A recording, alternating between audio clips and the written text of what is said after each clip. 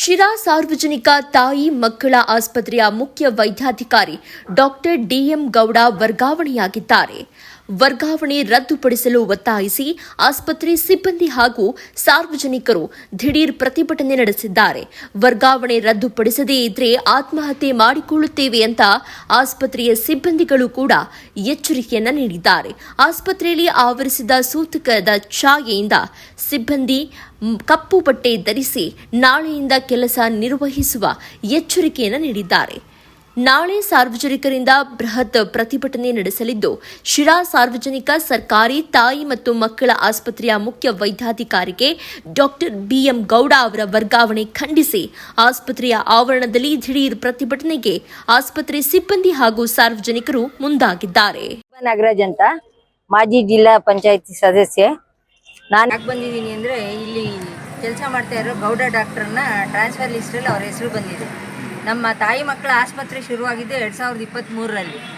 ಆವಾಗಿಂದ ಗೌಡ ಡಾಕ್ಟ್ರು ಕೆಲಸ ಮಾಡಿದ್ದಾರೆ. ಇಲ್ಲಿ ಏನೂ ಇರಲಿಲ್ಲ. 100 ಹಾಸಿಗೆಗಳ ಒಂದು ಆಸ್ಪತ್ರೆ ಕಟ್ಟಿದಾಗ ಅನುಕೂಲಗಳು ತುಂಬ ಕಮ್ಮಿ ಇತ್ತು.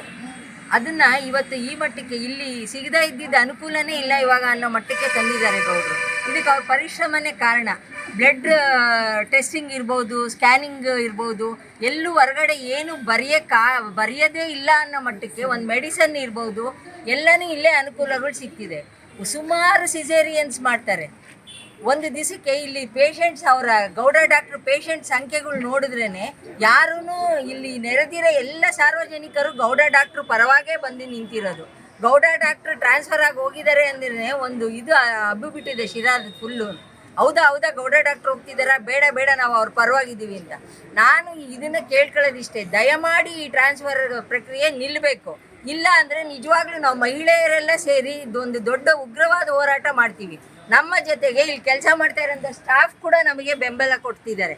ಅವರನ್ನು ನೀವು ಮಾತಾಡಿ ಅವ್ರ ಅಭಿಪ್ರಾಯ ತಿಳ್ಕೊಬೋದು ಗೌಡ್ರು ಎಂಥದ್ದು ಅಂತ. ಕಾಣದ ಕೈಗಳು ಹೋಗಿ ಒಂದು ಹೆರಿಗೆಗೆ 10,000 ತಗೊಂತಿದ್ರು. ಇಲ್ಲಿ ದುಡ್ಡು ತಗೊಳ್ಳೋರು ಇದ್ದಾರೆ, ಆದರೆ ಖಂಡಿತ ಗೌಡ್ರು ತಗೊಂತಾ ಇಲ್ಲ. ನಾನು ಸತ್ಯದ ಪರವಾಗಿ ಮಾತಾಡೋದು, ನಾನು ಯಾವಾಗಲೂ ಅನ್ಯಾಯದ ವಿರುದ್ಧನೇ ಹೋರಾಡೋದು. ಆದರೆ ಗೌಡ ಡಾಕ್ಟ್ರ್ ಹತ್ರ ಇದು ನಡೀತಾ ಇಲ್ಲ. ಇದು ಸಾರ್ವಜನಿಕವಾಗಿ ಈ ಹಾಸ್ಪಿಟ್ಲ್ ಉಳಿಬೇಕು ಅಂದರೆ ಗೌಡ ಡಾಕ್ಟ್ರು ಇಲ್ಲೇ ಇರಬೇಕು. ಇಲ್ಲ ಅಂದರೆ ಮುಂದೆ ನಾವು ಉಗ್ರವಾಗಿ ಹೋರಾಟ ಮಾಡೋದಂತೂ ಖಂಡಿತ. ಈಗ ನೀವು ಬೇಕಾದ್ರೆ ಸ್ಟಾಫ್ ಅವ್ರ ಅಭಿಪ್ರಾಯ ಶಿರಾ ಕ್ಷೇತ್ರ, ಶಿರಾ ತಾಲೂಕು ಇರ್ಬೋದು, ಅಕ್ಕಪಕ್ಕ ಮಧುಗಿರಿ, ಚಿಕ್ಕನಾಯಕನಹಳ್ಳಿ, ಮಡಕಶಿರಾ, ಹಿರಿಯೂರು, ಇಷ್ಟು ಒಂದು 4-5 ತಾಲೂಕಿಂದ ಜನ ಬಡವರ ಭಗವಂತ ಅಂದ್ರೆ ತಪ್ಪಿಲ್ಲ. ಗೌಡ ಡಾಕ್ಟ್ರು ಬೇಕೇ ಬೇಕು. ಶಿರಾ ತಾಯಿ ಮಕ್ಕಳ ಆಸ್ಪತ್ರೆಯಲ್ಲಿ ಗೌಡ ಡಾಕ್ಟರ್ ಆಡಳಿತ, ಅವರ ಸೇವೆ ಉಳಿಲೇಬೇಕು. ರಾತ್ರಿ 12 ಗಂಟೆಗೆ ಫೋನ್ ಮಾಡಿರೋ ಪೇಷಂಟ್ಗಳಿಗೆ ಬಂದು ಅಟೆಂಡ್ ಮಾಡ್ತಾರೆ, 1 ಗಂಟೆಗೆ ಫೋನ್ ಮಾಡಿರೋ ಬಂದು ಅಟೆಂಡ್ ಮಾಡ್ತಾರೆ ಅಂತ ಡಾಕ್ಟರ್ನ ಕಳ್ಕೊಂಬಕ್ ನಾವು ಇಷ್ಟ ಇಲ್ಲ. ಮುಂದಿನ ದಿನಗಳು ಏನೋ ಟ್ರಾನ್ಸ್ಫರ್ ಆಗೈತೆ ನಮ್ತೇನೋ ಒಂದು ವಿಚಾರ ಗೊತ್ತಾಯ್ತು ಅಂದ್ರೆ ನಾಳೆ ಉಗ್ರ ಹೋರಾಟ ಮಾಡೋದಕ್ಕೆ ಎಲ್ಲದಕ್ಕೂ ರೆಡಿ ಇದ್ದೀವಿ ನಾವು. ಬೇಕೇ ಬೇಕು ಗೌಡ ಡಾಕ್ಟರ್ ಇಲ್ಲಿ ಬೇಕೇ ಬೇಕು. ವೈದ್ಯ ನಾರಾಯಣ ಹರಿ ಅಂತ ಹೇಳ್ತಾರೆ. ಎಷ್ಟೋ ಹೆಣ್ಮಕ್ಳು ಪಾಲಿನ ಭಗವಂತ ಆಗಿದ್ದಾರೆ. ಅವರ ಜೀವ ಉಳಿಸಿದ್ದಾರೆ. ದಯಮಾಡಿ ನಮ್ಮ ರಾಜ್ಯ ಅಲ್ಲ, ನೆರೆಯ ಆಂಧ್ರದಿಂದ ಸುಮಾರು ನಮಗೆ ಒಂದು 40% ಜನ ರೋಗಿಗಳು ಈ ಆಸ್ಪತ್ರೆಗೆ ಬಂದು ಪ್ರಾಣ ಉಳಿಸ್ಕೊಂಡಿದ್ದಾರೆ. ದಯಮಾಡಿ ಅವರು ನಮಗೆ ಇಲ್ಲಿರಲೇಬೇಕು. ನಾವು ಅವ್ರ ಸೇವೆಯನ್ನು ಪರಿಗಣಿಸಿ, ಅವ್ರ ನಿಸ್ವಾರ್ಥ ಸೇವೆಯನ್ನು ಪರಿಗಣಿಸಿ ನೀವು ಕೂಡಲೇ ಅದು ವರ್ಗಾವಣೆ ಆದೇಶವನ್ನು ಹಿಂಪಡಿಬೇಕು. ನಾವು ಇದಕ್ಕೆ ಉಗ್ರವಾದ ಹೋರಾಟವನ್ನು ಮಾಡೋಕ್ಕೂ ನಾವು ಹಿಂದೆ ಮುಂದೆ ನೋಡೋದಿಲ್ಲ. ದಯಮಾಡಿ ಗೌಡ ಡಾಕ್ಟರ್ನ ಇಲ್ಲಿ ಉಳಿಸ್ಕೊಡ್ಲೇಬೇಕು ನಮ್ಮ ಶಿರಾ ತಾಯಿ ಮಕ್ಕಳ ಹಾಸ್ಪಿಟ್ಲಿಗೆ. ಇದು ನಮ್ಮ ತುಮಕೂರು ಜಿಲ್ಲೆಗೆ ಬೀಟ್ ಮಾಡೋಂಥ ಹಾಸ್ಪಿಟ್ಲು. ನೀವು ಯಾರನ್ನಾದ್ರೂ ಕೇಳಿ, ಸುತ್ತಮುತ್ತ ತಾಲೂಕಿನಿಂದ ಬಂದಿರತಕ್ಕಂಥ ರೋಗಿಗಳನ್ನ ಕೇಳಿ, ನಮ್ಮನ್ನು ಕೇಳಬೇಡ್ರಿ, ಬೇರೆ ತಾಲೂಕಿಂದ ಬಂದಿರತಕ್ಕಂಥ ರೋಗಿಗಳನ್ನ ಕೇಳಿ. ಇಲ್ಲಿರ್ತಕ್ಕಂಥ ಸೇವೆ ಎಂಥದ್ದು, ಅವರ ನಿಸ್ವಾರ್ಥ ಸೇವೆ ಎಂಥದ್ದು. ಅವರು ಎಷ್ಟೊತ್ತಲ್ಲಿ ರಾತ್ರಿ 12 ಗಂಟೆ ಕರೆದು ಬಂದು ಫೋನ್ ಮಾಡಿದ್ರು ಬಂದು ಅವ್ರು ಅಟೆಂಡ್ ಮಾಡ್ತಾರೆ. ನಾವಂತ ಡಾಕ್ಟರ್ನ ಕಳ್ಕೊಂಡು ನಾವು ಎಲ್ಲಿಗೆ ಹೋಗ್ಬೇಕು? ತಕ್ಷಣ ಇವರ ಆದೇಶವನ್ನು ಹಿಂಪಡಿಬೇಕು.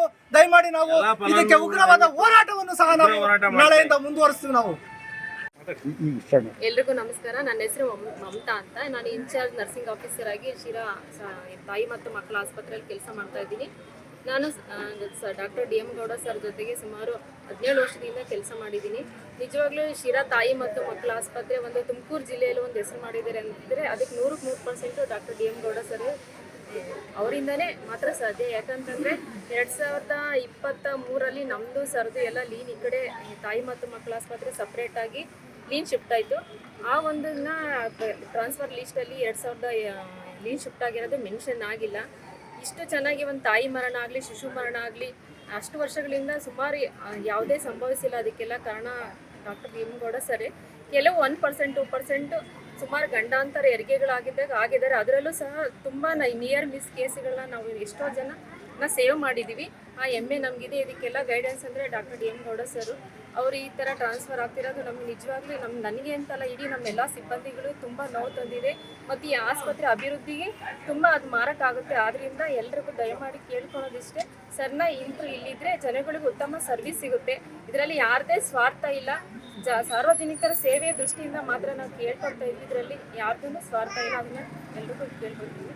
ಮತ್ತೆ ಕಮಿಷನರ್ ಮುಂದೆ ಮಾಡ್ಕೊಂತೀವಿ.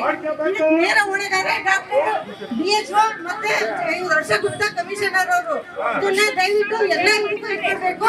ನಾವೆಲ್ಲರೂ ನಡೆಯಿದ್ದೀವಿ.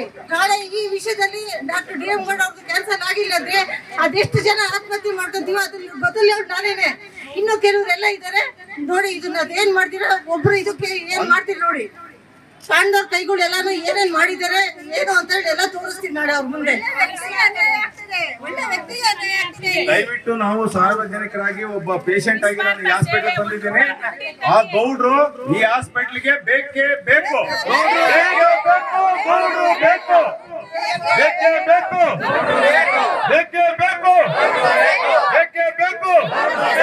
ಇವತ್ತು ನಾನೊಬ್ಬ ಪೇಷಂಟ್ ಆಗಿ ಮಾತಾಡ್ತಾ ಇದ್ದೀನಿ. ನೋಡ್ರಿ ನಮ್ ಬ್ಯಾನ್ ಅವ್ರು ಎಷ್ಟು ಹೆಲ್ಪ್ ಮಾಡ್ತಾರಂದ್ರೆ ಜನಕ್ಕೆ, ಅಷ್ಟು ಸಹಕಾರ ಮಾಡ್ತಾರೆ, ಅಷ್ಟು ಒಳ್ಳೆ ವ್ಯಕ್ತಿ. ಇವತ್ತು ಇಲ್ಲಿಂದ ಯಾವುದೇ ಕಾರಣಕ್ಕೂ ಅವ್ರನ್ನ ಟ್ರಾನ್ಸ್ಫರ್ ಮಾಡಬಾರ್ದು. ಅವ್ರು ಬೇಕೇ ಬೇಕು. ಸಿರಾ ಹಾಸ್ಪಿಟ್ಲ್ಗೆ ಗೌಡ್ರು ಬೇಕು.